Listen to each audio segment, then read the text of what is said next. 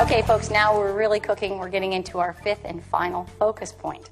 And this one is all to do with taking the power phase, blending it into the recovery, and then incorporating it in what I call the stretch, catch, and pull.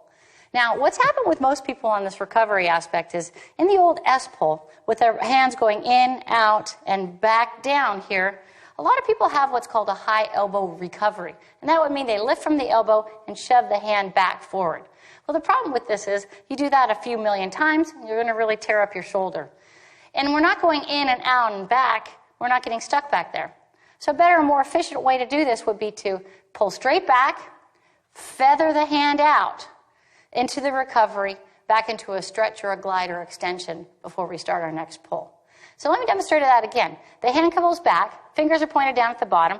When the fingers can't point down here at the bottom anymore, you're pretty much done with the power phase of the pull, and out it goes into the recovery.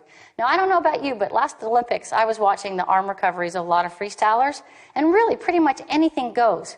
So the most important aspect of the recovery is it needs to be relaxed. Now, a lot of people force their recovery or spend a lot of extra energy.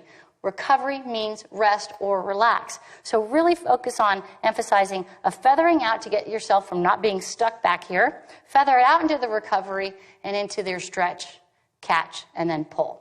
So we're going to have Tim demonstrate that. Tim is going to do a stretch, catch, and a pull with a slight overhand recovery. Nice and relaxed.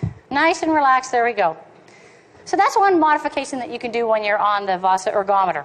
Now, another way to kind of work on this is to do the underwater recovery, which would be just the catch and recovering back underwater. Both of those are really effective ways to get a lot of power out of your pull. Now, something I want Tim to try right now is to go back to the old S pull and do a high elbow recovery. And when I start seeing Tim do this, the first thing I notice is, A, it looks a little bit painful, but B, everything starts slowing down because by the nature of it, he's going a little too far back and pinching at his shoulder. So let's go back to the relaxed underwater recovery, accessing a lot of pull.